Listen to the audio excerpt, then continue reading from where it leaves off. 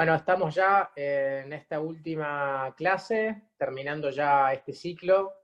Hoy es la 8ª clase, así que ya venimos hace un poco más de un mes trabajando en esta capacitación. Antes que pasarle la palabra al doctor Horacio Ortiz Pellegrini, presidente del Colegio de Escribanos, quiero transmitirle el saludo del ministro licenciado Osvaldo Giordano.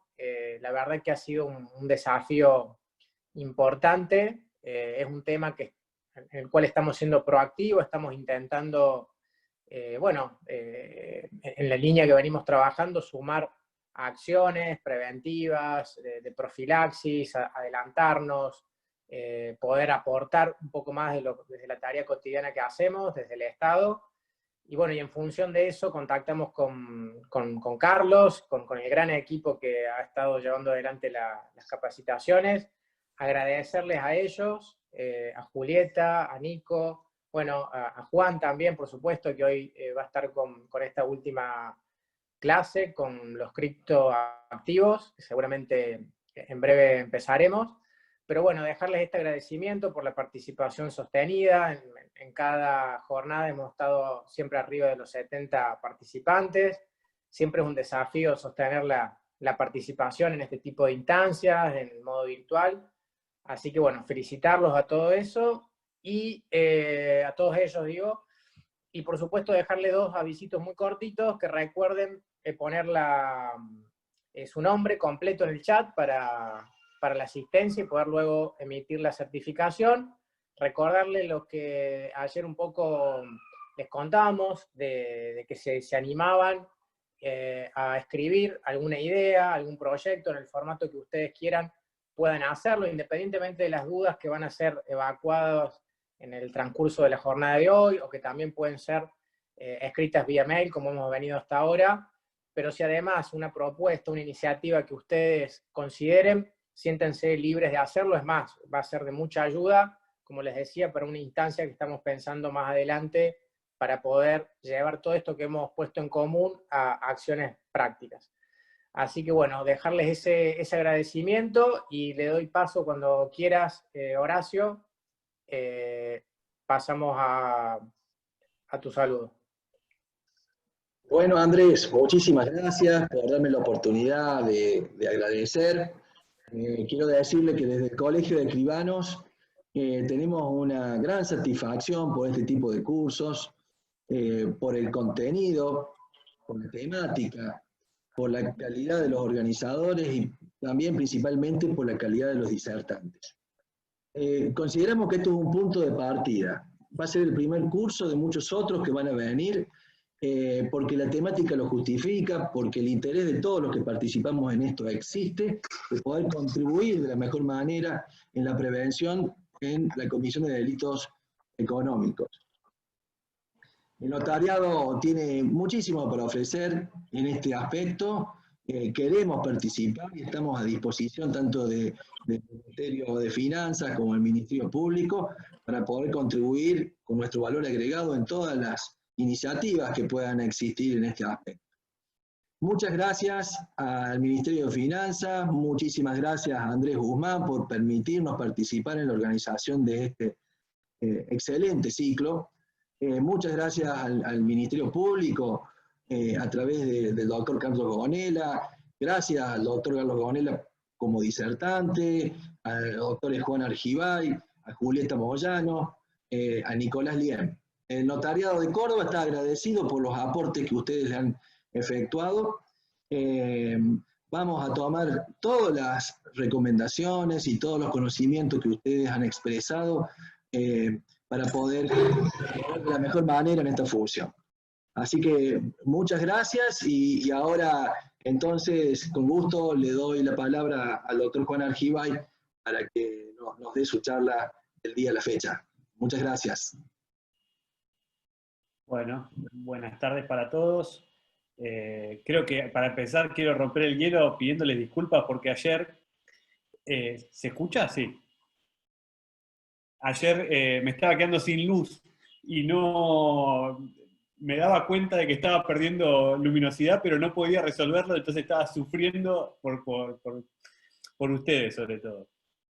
Pero bueno, nada, dicho eso, agradezco de vuelta la oportunidad. Hoy nos toca conversar sobre una temática que es bastante más novedosa, súper atractiva. Me imagino que todos ustedes alguna idea, aunque vaga o poco definida sobre estas temáticas, deben tener, porque los activos digitales ya de alguna manera forman parte de nuestro discurso público, forman parte de las operaciones que se celebran dentro de la sociedad, y bueno, entonces, sea porque nosotros mismos operamos, o porque algún familiar operó, o porque tuvieron alguna oportunidad de conocer a alguien que opera con activos digitales, en cierta medida vamos involucrándonos, vamos conociendo un poco más, y eso me parece que es lo que torna a esta temática pero muy interesante.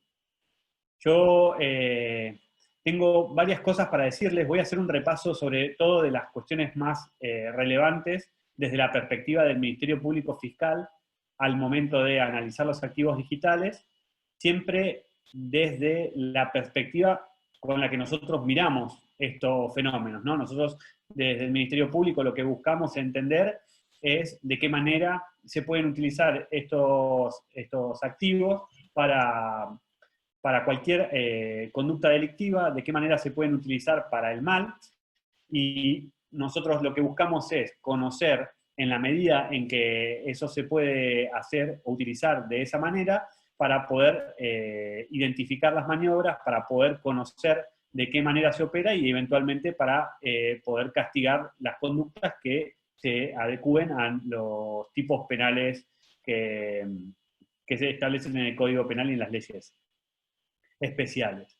Sobre esto lo quiero remarcar, y desde ese lugar me interesa comentárselos, porque toda la temática que vincula con los activos digitales, en realidad la que nos toca a nosotros mirar desde la perspectiva del Ministerio Público Fiscal es solo una muy pequeñita, que es la que se vincula con las actividades o conductas no deseadas en la sociedad. Pero además de todo eso malo, hay una gran parte de usos legales, de usos lícitos, de actividades que se apoyan en desarrollos tecnológicos que no tienen nada que ver con todo lo malo que nosotros miramos, y que son los que justifican el desarrollo de estas actividades, de estos negocios, de este tipo de emprendimientos. Y eso es importante decirlo porque hay que hacer un balance entre el favorecimiento que el Estado busca del desarrollo de nuevas tecnologías, y por otro lado el control, la supervisión, el monitoreo, el conocimiento, el desarrollo de capacidades, que es precisamente lo que estamos haciendo hoy acá, para evitar que esos desarrollos, evitar que esos avances tecnológicos favorezcan escenarios negativos y que nosotros no estemos en condiciones de mirarlos. Y en este sentido, mucho de lo que se dijo hasta aquí hace mucho sentido en todo lo que es desarrollos tecnológicos y activos digitales, porque hay una serie de características que ahora vamos a repasar que los tornan verdaderamente riesgosos por sus características, sus características. Es decir, como son tecnologías que no están alcanzadas por regulaciones que los comprendan de una manera muy específica, se generan escenarios en los que la utilización, el uso de los activos digitales pueden generar o pueden ser aprovechados por conductas delictivas. Entonces, en esa línea me gustaría repasar principalmente lo que vincula con la regulación del lavado de activos y el impacto que tienen los activos digitales en ese marco, pero al mismo tiempo hacer referencia a otros escenarios que vinculan con el régimen penal cambiario, que vinculan con la captación de ahorros no autorizada, o con la intermediación financiera no autorizada, que son particularmente relevantes en este contexto. De vuelta, el disclaimer que hay que hacer, ante todo, es el desarrollo de la regulación del lavado de activos es la que tiene un impacto mayor sobre los activos digitales. ¿Por qué? Porque el lavado de activos, como está previsto en nuestro país, castiga una serie de operaciones que se desarrollan con bienes provenientes de actividades ilícitas. Y los activos digitales, como vamos a ver a continuación, son precisamente el producto de conversión o el producto de una transformación de bienes de cualquier índole por otras representaciones de valor que se pueden adquirir en el mercado de distinto tipo. La más conocida, obviamente, es, por la popularidad, es el Bitcoin, como un activo digital, un criptoactivo, pero no es el único. Hay cada vez más, hay de distinto tipo, hay... vamos a repasarlo ahora a continuación, pero me parece importante entenderlo desde el lugar en el que lo vamos a ver. Entonces, en esa lógica, como ustedes ya lo vieron bien, no lo quiero volver a tratar, pero me importa que lo entiendan de esta manera. O sea, cuando uno piensa en activos digitales utilizados por organizaciones criminales o por la delincuencia en general, lo que tienen que tener ustedes en mente es por qué alguien buscaría refugiarse en un activo digital si puede tener en cambio bienes o monedas de curso legal se transan en el mercado de una manera más fácil. Y bueno, y eso tiene que ver principalmente con la posibilidad que brindan los activos digitales de dificultar el trabajo del Estado a la hora de identificar el patrimonio de una persona. ¿Por qué? Porque la forma en que se estructuran estos activos digitales impiden que ningún registro, ninguna fuente de información estatal informe sobre su estado actual. Es decir, no hay manera de saber lo que una persona tiene en materia de activos digitales si no es a partir de la propia información que una persona aporte en ese sentido.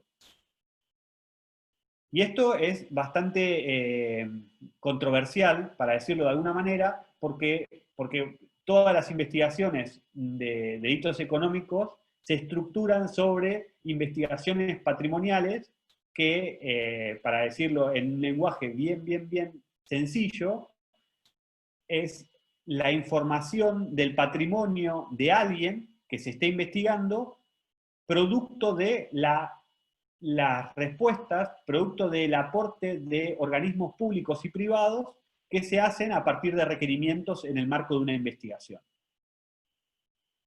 Y lo que sucede con los activos digitales es que esa instancia existe, pero no funciona en la misma medida que con los activos comunes. ¿Por qué? Porque alguien podría tener, el día de hoy, no sé, podría tener una cuenta en alguna proveedora de servicios digitales, ahí existen varias en el país, algunas son más conocidas que otras, y en ese proveedor de servicios, que vendría a ser como una suerte de entidad financiera, muy entre comillas, que se dedica a operar con activos digitales que alguien pueda tener en esa proveedora de servicios, y de esa manera el Estado podría llegar a la información de los clientes de esa entidad a partir del requerimiento que se puede hacer en el marco de una investigación, y siempre con el alcance que esa entidad le dé al requerimiento. Es decir, uno debería confiar en que la información que viene de esas entidades sea verdadera, pero en rigor no existe forma de corroborarlo.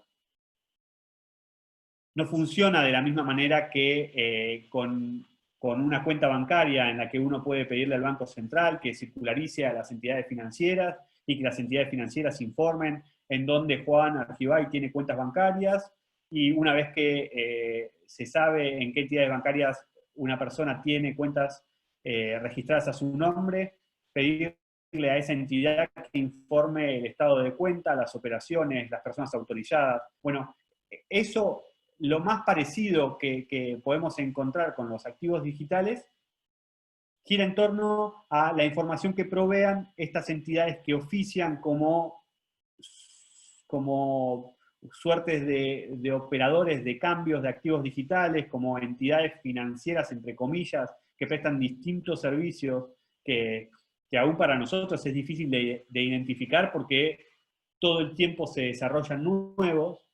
Solo para mencionar ejemplos, uno puede pensar en el cambio de dinero, de pesos, por criptoactivos, como podría ser un Bitcoin, pero también podría uno pensar en inversiones que se respaldan en activos digitales. Entonces, si, por ejemplo, alguien quisiera generar una fuente de financiamiento colectivo para un emprendimiento, para un desarrollo de cualquier naturaleza, uno podría ofrecer como referencia para las inversiones que alguien puede hacer, que esas inversiones se hagan en algún activo digital.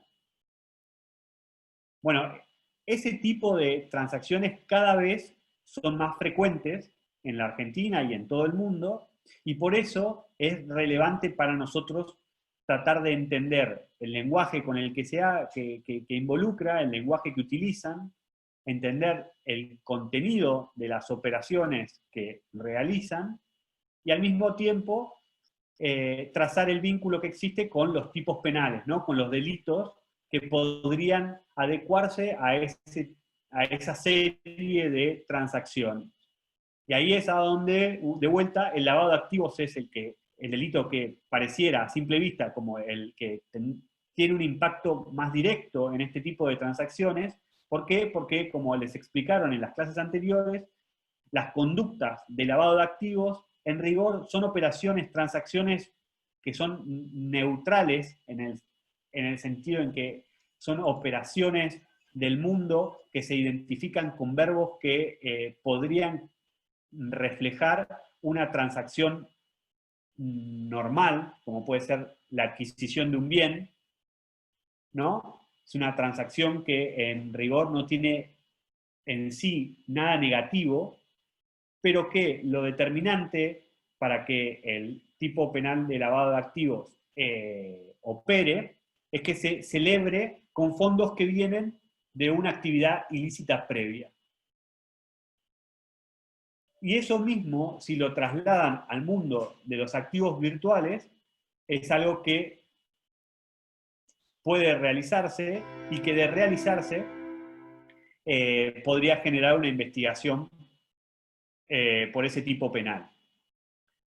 Yo les mencioné recién que dentro de estos ejemplos uno puede pensar en la compraventa de bitcoins como un caso, las inversiones. También hay negocios estructurados sobre la base de la compraventa de moneda, las compensaciones en distintos lugares, o sea, comprar bitcoins en Argentina y liquidarlos en otro país.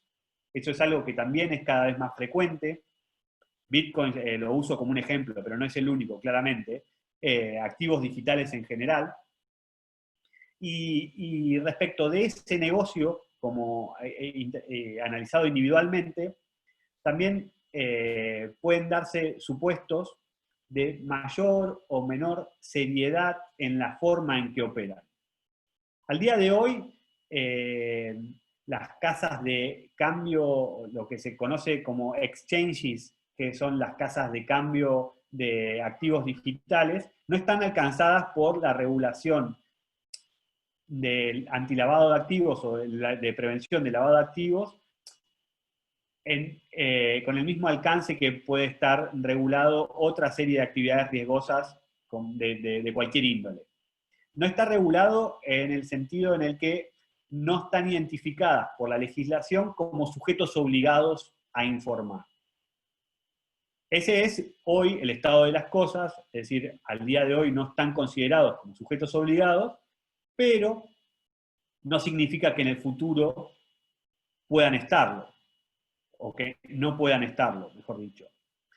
Algunas operadoras de este rubro, como están o como operan en un marco de ausencia de regulación, en un vacío legal, y quieren hacer las cosas bien, o sea, quieren no estar en problemas con la legislación, adaptan su modelo de negocio al modelo de negocios de otros actores regulados. Entonces, además de ofrecer esta serie de servicios con activos digitales, prestan otros que sí están alcanzados por la regulación antilavado, de forma tal de adaptar sus prácticas a ese modelo de negocios y tratar de evitar enfrentarse con situaciones de conflicto por la utilización de esos servicios para lavar activos. Por eso es que gravita tanto el lavado de activos en esta serie de operaciones. ¿Por qué? Porque gira en torno a un escenario de ausencia de regulación. ¿Cuáles son los fenómenos que favorecen el lavado de activos mediante los activos digitales? Bueno, principalmente el desarrollo, digamos, te lo voy a decir en el orden inverso en el que están, o lo que lo pueden ver en la filmina. Yo después, obviamente, todo este material se los puedo compartir sin ningún problema para que lo puedan repasar más tranquilos, o sea, no hace falta tomar notas sobre nada de lo que está escrito ahí. Pero me parece importante repasar algunas categorías o criterios que explican lo que está pasando. Para empezar, digamos, cuando uno pensaba tradicionalmente en el lavado de activos, pensaba en operaciones con cierta tendencia a lo transnacional. ¿Por qué? Porque obviamente las personas que se dedican a cualquier actividad delictiva lo que buscan son refugios más seguros.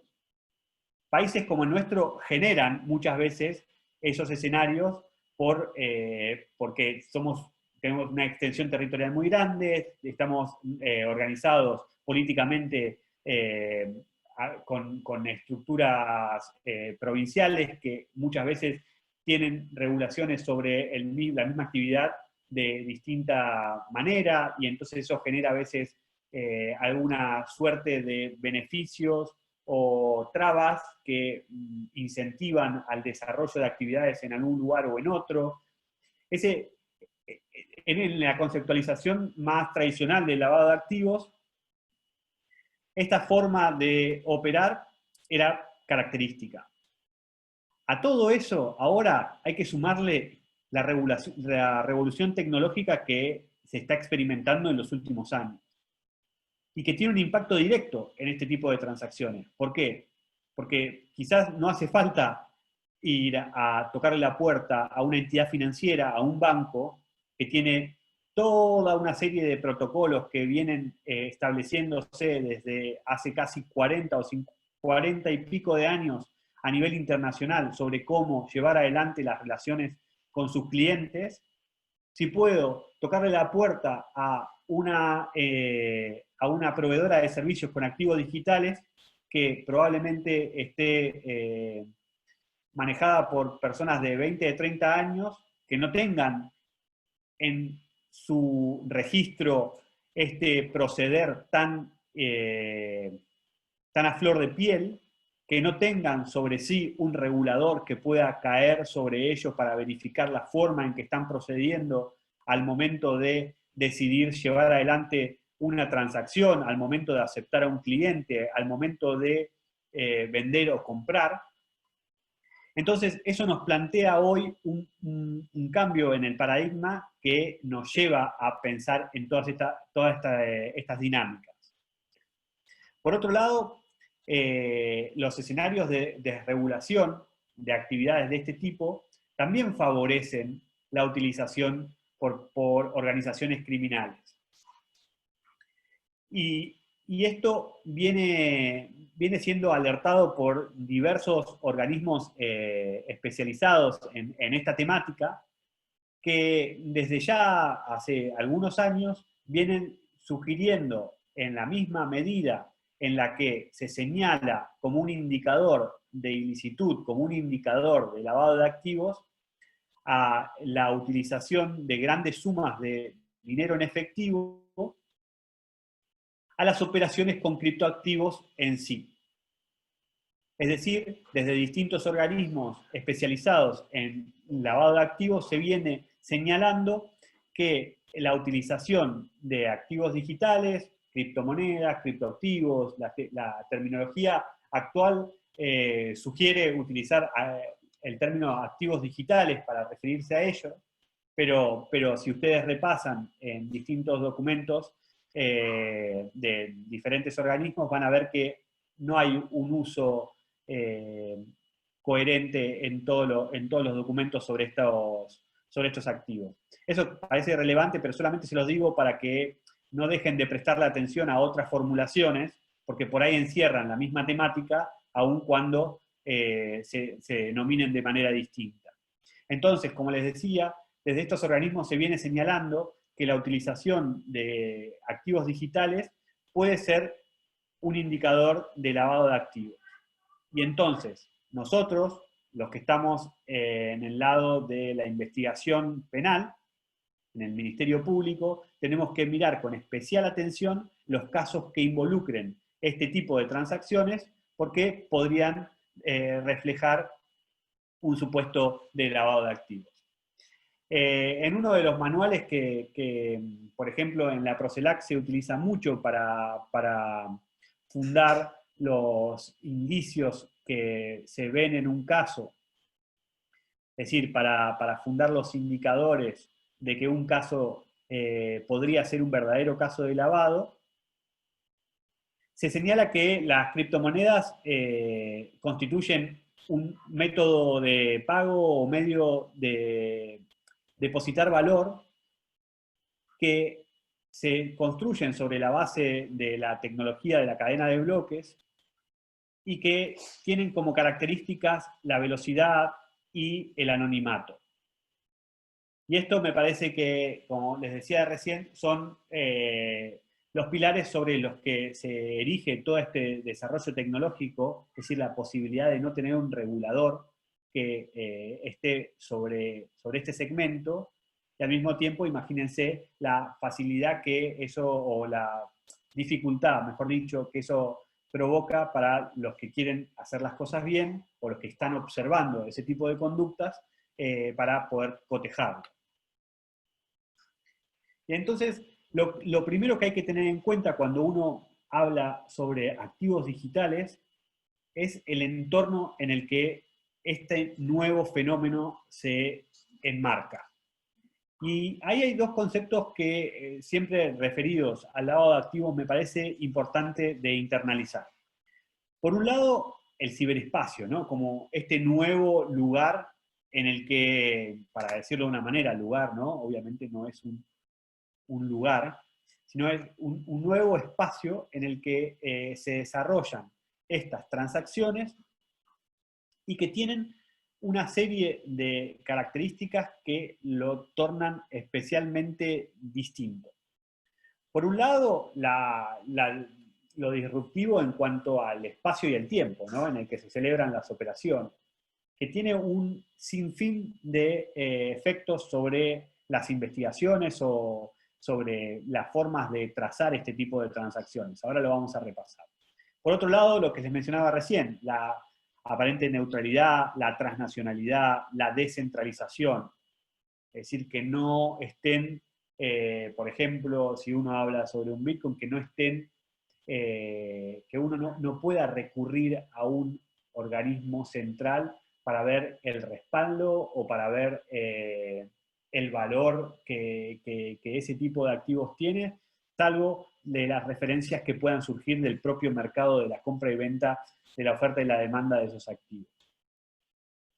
Y por otro lado, la adaptación, que era lo que les decía antes, de la forma en que uno debe mirar la legislación penal para este fenómeno.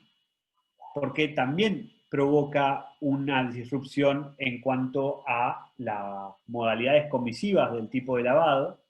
Es decir, obviamente uno va a tener que atarse a los verbos típicos, a las conductas que están previstas en el artículo 303, que ustedes ya lo vieron en las clases anteriores, pero de una manera diferente. ¿Por qué? Porque las transacciones son nuevas. Entonces, si uno tuviera que pensar en qué tipo de conductas podrían quedar, así, en términos generales, atrapadas por el tipo penal de lavado, bueno, obviamente va a pensar en el verbo convertir como la primera acción que uno intuitivamente podría identificar como una operación de lavado de activos y que en la vida se llevaría adelante a partir de este cambio de dinero de cualquier tipo por un activo digital, ¿no? Esa conversión de un activo por otro.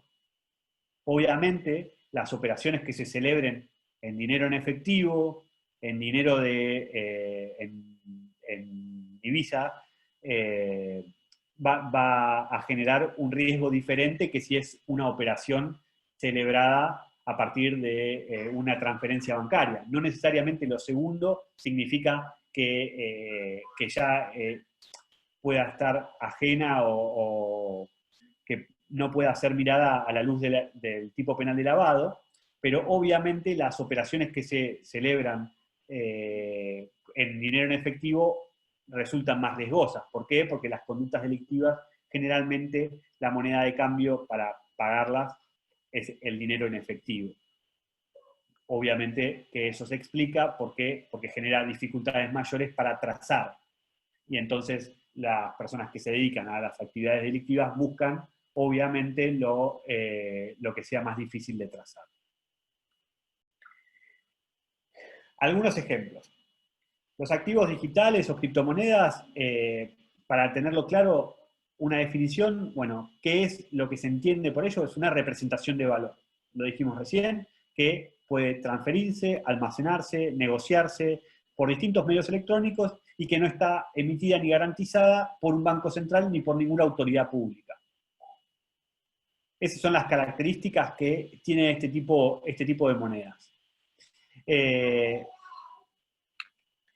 En lo que es la regulación en nuestro país al día de hoy, hay abordajes de distintos organismos en distintos momentos de nuestra historia, pero todavía no existe una regulación específica sobre ello.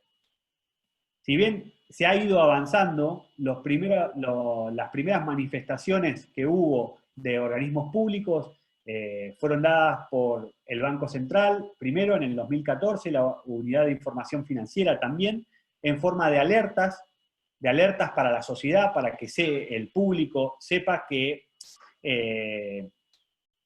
esas monedas o esos activos no están autorizados por el Banco Central y que no son de curso legal. Eso tiene que ver sobre todo porque uno cuando habla de criptomonedas puede generarse la confusión de que se trate de una moneda de curso legal y el Banco Central siempre se ocupó de remarcar que no lo son. Para que una moneda sea considerada de curso legal, tiene que tener principalmente dos características, obviamente que el emisor sea el Estado, y por otro lado que el valor nominal esté fijado por la autoridad que lo crea. Nada de eso sucede con este tipo de activos. Y entonces el Banco Central lo que establece es, ante todo, una alerta. Sin embargo, este año, en mayo de este año, se emitió una comunicación que está dirigida a algunos actores de la economía, principalmente a las entidades financieras y a los operadores de cambio, en orden a reconocer a los activos, a las criptomonedas o a los activos digitales como activos externos líquidos. Y esto se explica porque en escenarios como este, de mucha fluctuación del valor de la moneda, a donde la gente tiende a refugiarse en divisas, en dólares, euros, bueno, también sucedió lo mismo con los activos digitales.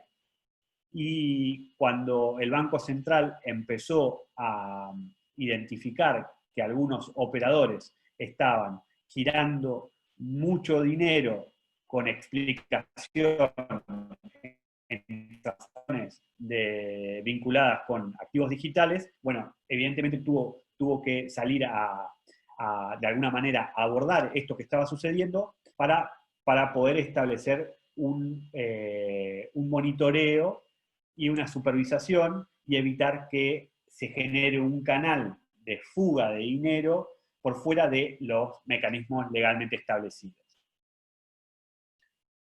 Algunos de los usos criminales que les mencionaba al principio, que hay que tener en cuenta y que vinculan con esta temática. Es muy importante, sobre todo, abrir la cabeza en orden a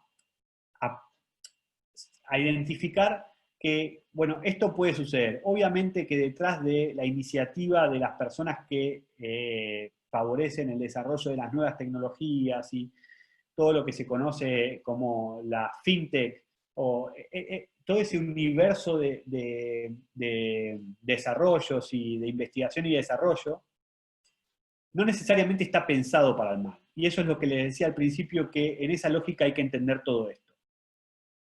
Pero al mismo tiempo, que no sea necesariamente esa la explicación de la generación de estos nuevos desarrollos, no nos exime a todos nosotros, sobre todo los que tenemos algún rol en la identificación, en la denuncia, en la sanción de conductas delictivas, de entender que esos desarrollos pueden favorecer escenarios delictivos, que pueden favorecer el ocultamiento de los bienes generados por una actividad ilícita.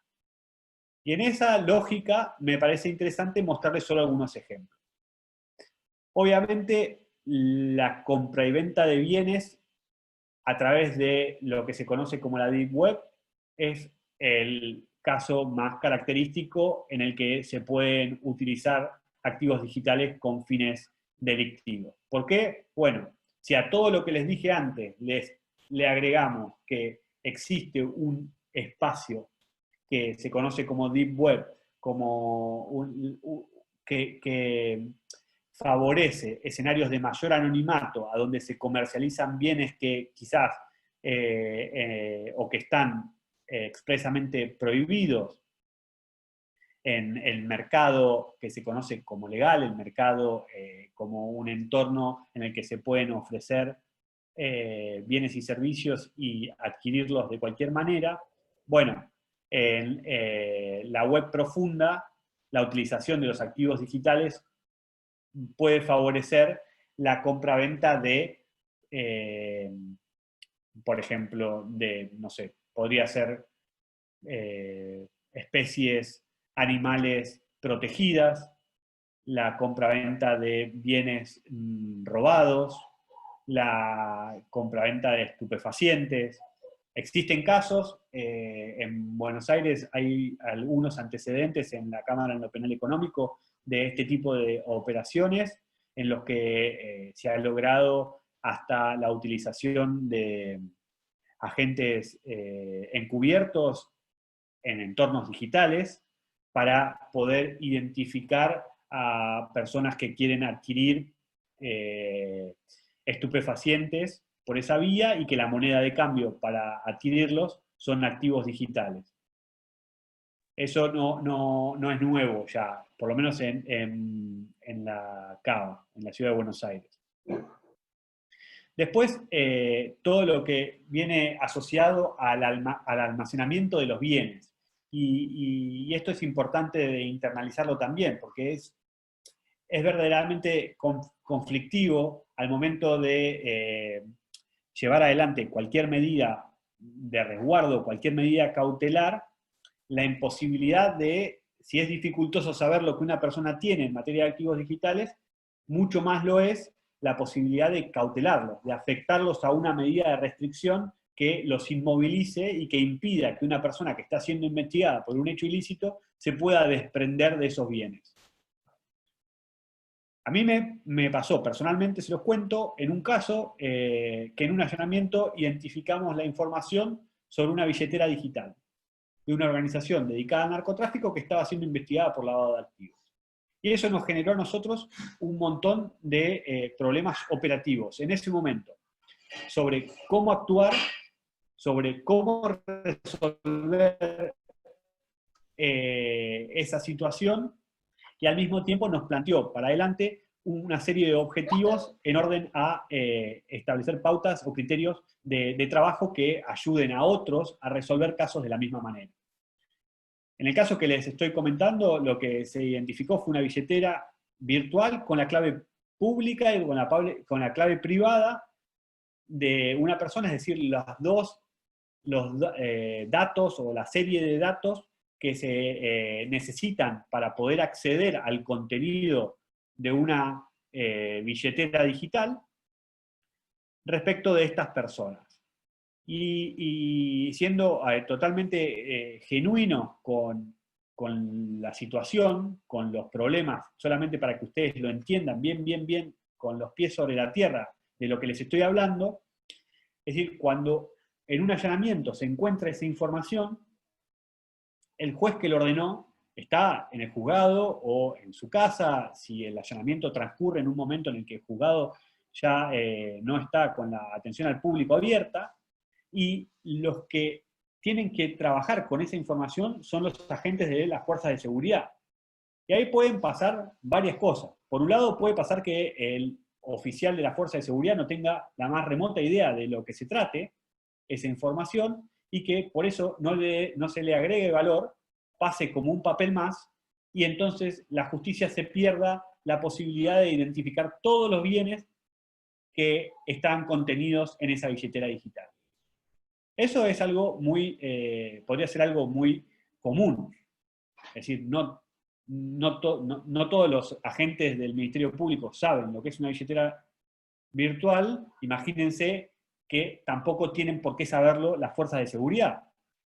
Sin menospreciar para nada las capacidades, solamente porque son tecnologías nuevas y esto es algo que nos está atravesando en simultáneo con nuestro trabajo diario. Por otro lado, nos desafía estas nuevas tecnologías porque tampoco está establecido en nuestro régimen normativo de qué manera se abordan las medidas de resguardo respecto de estos activos.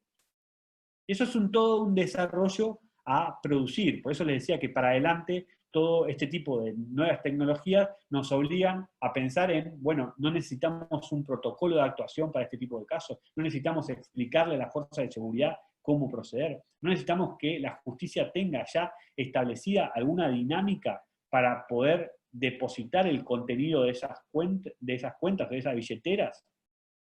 Y eso es todo por venir, pero en el caso concreto hay que resolverlo. Y a eso iba con esta expresión de, bueno, de todo lo que contiene, ¿no? Todo lo que contiene esta temática y que todavía está fuera de regulación, para decirlo. Obviamente que la legislación prevé discrecionalidad para adoptar medidas de resguardo que puedan involucrar situaciones que no tienen antecedentes, como fue este caso, en el que el juez dispuso una orden de una medida cautelar que iba dirigida al proveedor del servicio, es decir, al que administraba esa billetera digital, y que ese proveedor de servicio lo acató. Pero la verdad es que no existe un régimen legal que lo aborde con precisión, y podrían generarse escenarios en el que el proveedor de servicio se niegue a cumplirlo, o que por el contrato que une con su cliente lo haga con una demora o tarde y permita que su cliente pueda extraer los bienes que están representados en el activo digital de que se trate. Por otro lado, como les decía, también lo que favorece los activos digitales o estos desarrollos tecnológicos es la misma transacción.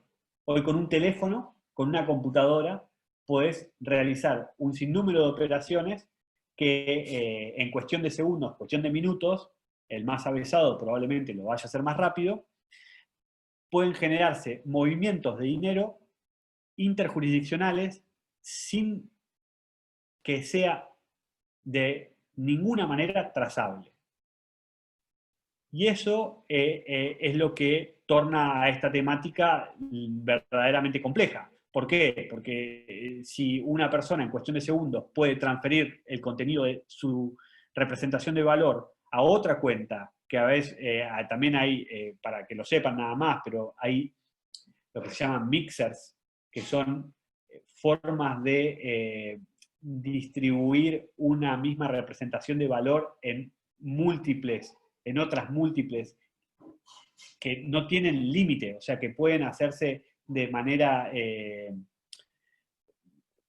de múltiples maneras, lo que torna aún más difícil la posibilidad de hacer la trazabilidad de esa representación de valor. Por otro lado, les decía recién, bueno, todo lo que significa la ausencia de regulación que nos pone en situación a las autoridades de actuar sin un marco. Y eso, de nuevo, funciona como una invitación para que esto se ponga en agenda, esto me refiero a esta temática, se ponga en agenda y que se puedan establecer marcos que, sin reducir los incentivos a que estos desarrollos se continúen realizando, se puedan hacer de forma tal de que eviten un espacio paralelo al del sector regulado. Porque si funciona de esa manera, digamos, estamos todos, los escribanos, los registros públicos, los bancos, las sociedades de bolsa, están todos actuando, están tratando de conformar su actuación a la normativa de prevención de lavado, y en paralelo tienen un sector que no está alcanzado por ninguna regulación. Lo que genera también un riesgo enorme, que es el de nuestro sesgo, el del sesgo del Ministerio Público en cuanto a asociar una transacción a una transacción criminal. ¿Por qué? Porque nosotros lo miramos con una mirada que, si hubiera un marco regulatorio que me permita a mí identificar ex ante que esa operación es una operación estándar, que esa persona actuó como se espera, uno no necesariamente tiene que verlo como algo negativo. Y eso es importante tenerlo en cuenta, porque los escenarios estos de ausencia de regulación favorecen el desarrollo de estas nuevas tecnologías, pero al mismo tiempo pueden poner a esos innovadores en una situación comprometida por el solo hecho de que, ante la falta de regulación y la imposibilidad de uno de contar con información rápida, plena, sobre lo que está sucediendo, que una lectura apresurada debe a pensar que la operación es delictiva. Un precedente judicial para mencionar, para que lo tengan en cuenta, los antecedentes están abajo, es un caso bastante conocido, se conoce como bobinas blancas, es uno de los pocos en los que se ha avanzado judicialmente. Hoy, en la actualidad, la investigación por lavado sigue su curso, está en pleno trámite, pero les cité nada más unas referencias que se hicieron en la investigación por el narcotráfico. Solamente para que lo tengan presente, para el que no lo conoce, es un caso en el que un grupo de personas exportaba turbinas, unas bobinas, unos productos tecnológicos que en su interior tenían cocaína. Y esa transacción es de contrabando de estupefacientes estándar. Lo que tenía como característico era que la logística de la operación se pagó con activos digitales.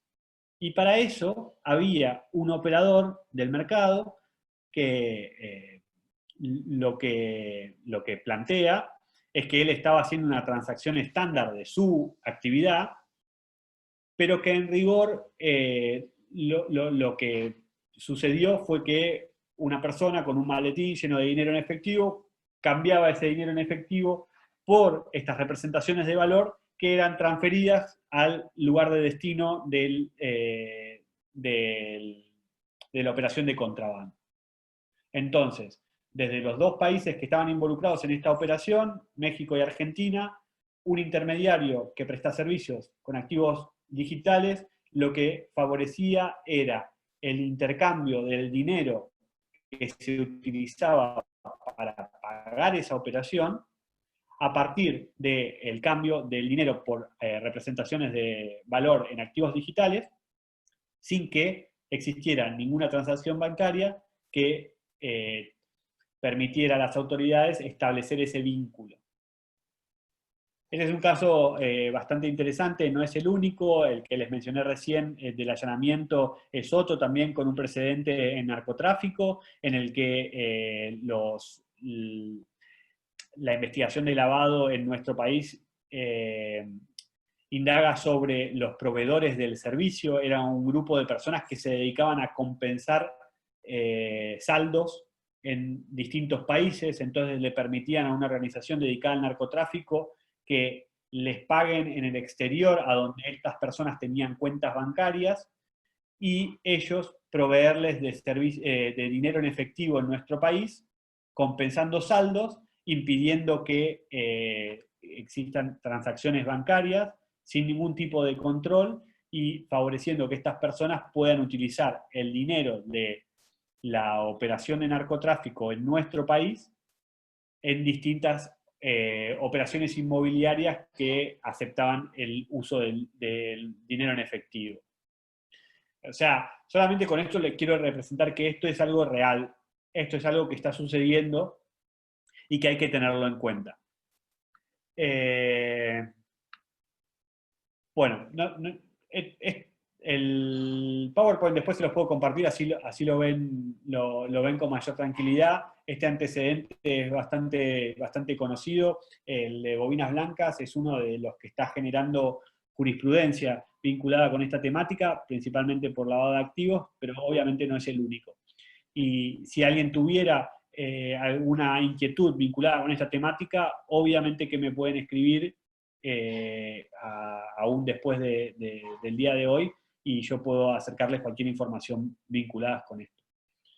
Si alguien tiene preguntas, Carlos, podemos abrir a preguntas y continuar.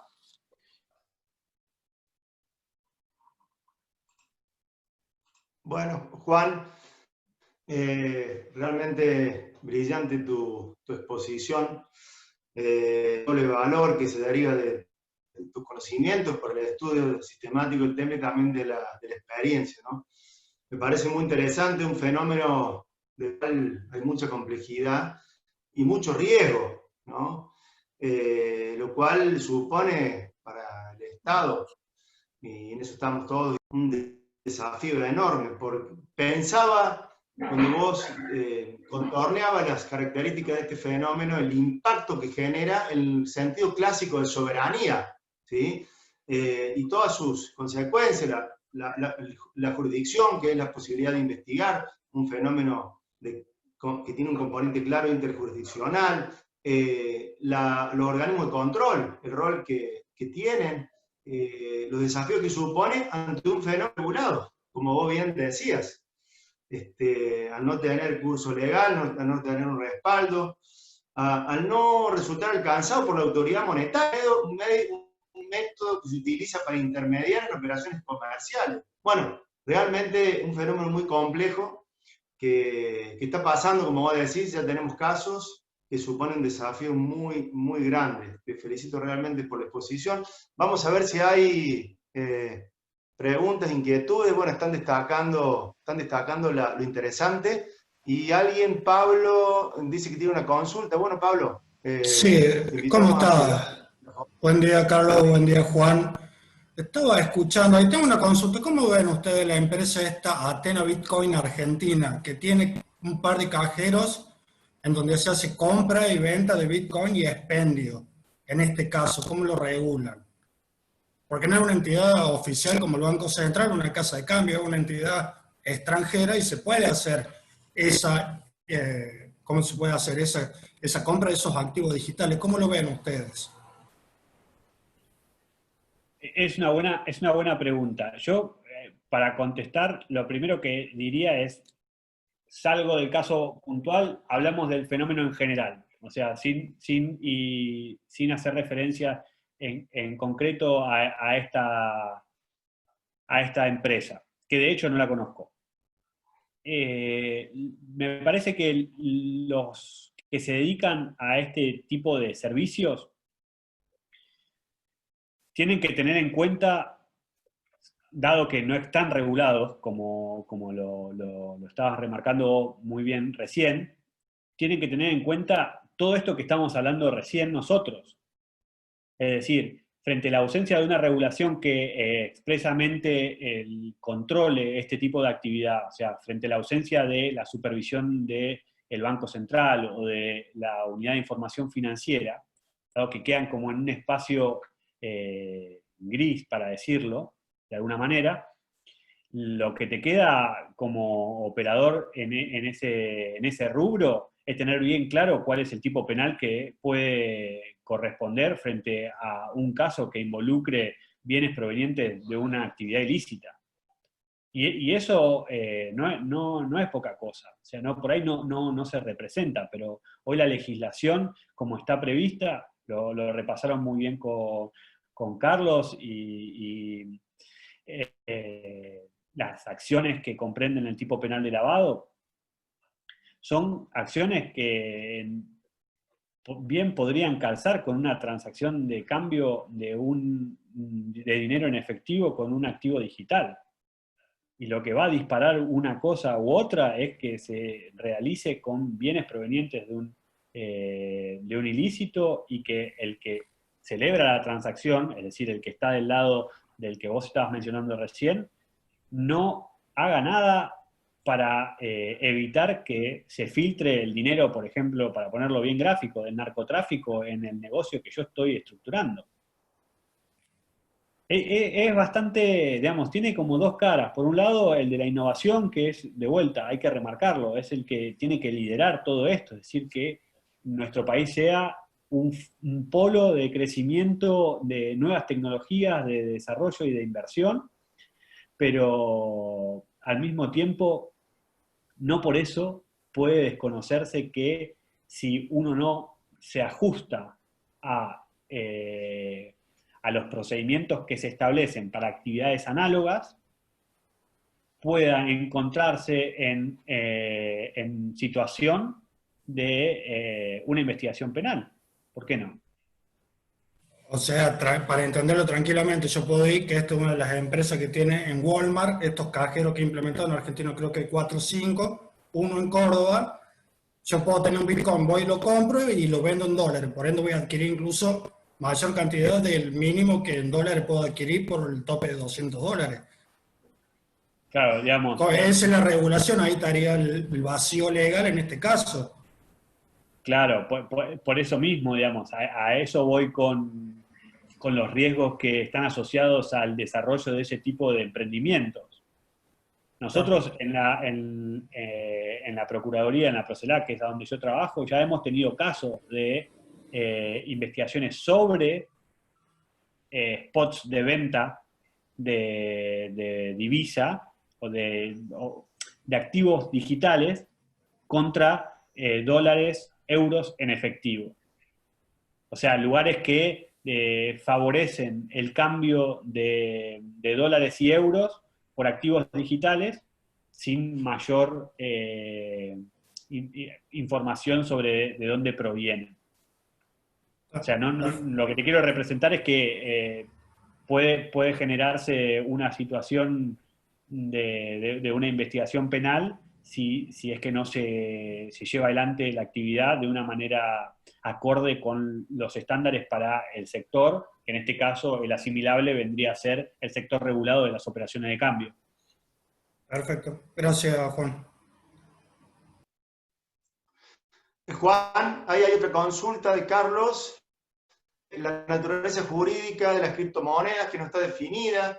el almacenamiento distribuido que se hace en la web dificulta la investigación, pero también la determinación del tipo delictivo.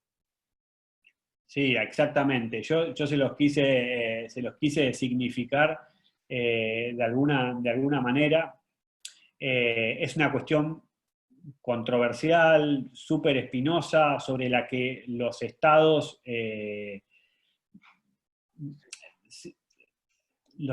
tardan en definirse porque exige de un montón de acuerdos entre organismos acerca de cómo interpretar a los activos digitales, si es que pueden quedar englobados en algún tipo, ¿no? Es decir, si constituyen un valor negociable, si constituyen una moneda, todo tiene sus implicancias y son discusiones que exigen de un acuerdo, de un consenso, de una política de Estado. Y por eso lleva tiempo que eso se dé. Imagínense que desde el 2014 a hoy todavía no hay definiciones claras al respecto, pero sí fueron avanzando distintos organismos en aproximaciones de regulación, aproximaciones regulatorias al fenómeno. Esta última del Banco Central, la CNB también tiene, para lo que son todos estos desarrollos, emprendimientos de inversión colectiva, también, digamos, lo que son las captaciones de ahorro no autorizadas, que yo les había mencionado al principio. Por eso es cierto lo que dice Carlos, y es una muy buena pregunta el hecho de que no esté claro la conceptualización o que la multiplicidad de formas en las que los activos digitales se pueden encontrar dificulta la comprensión y obviamente la aplicación de la ley penal a esos casos. Benjamín aporta que AFIP estableció un régimen informativo a fin de 2019 para los exchanges que operan en Argentina. Deberían informar los en que participaron. Exacto. Sí, es cierto. Yo les contaba recién que además de esta regulación de AFIP, la regulación del BCRA, muchas exchanges lo que hacen es prestar servicios por ejemplo, de remesa de dinero, que vendría a ser de alguna manera algo análogo, para poder quedar comprendidas como sujetos obligados ante la UIF. Y entonces de esa manera establecen un vínculo con el regulador y pueden formar parte de un universo de regulados o de sujetos regulados, a donde ya existe cierta información que el Estado tiene, y esto se ve sobre todo en los operadores que quieren hacer las cosas bien. Es súper interesante. Bueno, perdón. Bueno, ya tenemos que ir cerrando. No hay más inquietudes. No sé si hay alguien del ministerio, de las autoridades, Andrés. Ahí me saludaba en privado Horacio Ortito Legrini, el presidente del Colegio de Escribanos. Realmente están muy, muy contentos de haber participado en estas jornadas. Queremos agradecer al Ministerio de Finanzas, Osvaldo Giordano, Andrés Guzmán, secretario de Registros Públicos, al Colegio de Escribanos por todo el soporte, la organización, y especialmente a todos y a todas ustedes por la participación sostenida. Realmente hemos logrado mantener, como decía Andrés, 70 personas en promedio. Las preguntas que han hecho han sido muy, muy importantes, los aportes, las inquietudes propias de gente que forma parte está preocupada, ¿no? por estas temáticas que, como siempre destacamos, el delito económico es de los fenómenos criminales que más daño generan porque impactan en el sistema social, económico y financiero. Así que agradecer también al equipo de docentes, a Nico, a Julieta, a Juan, realmente muy, muy importante, muy interesante. Ojalá sea el primero de muchas actividades. Y bueno, estamos reunidos la próxima semana para hacer un balance de esto.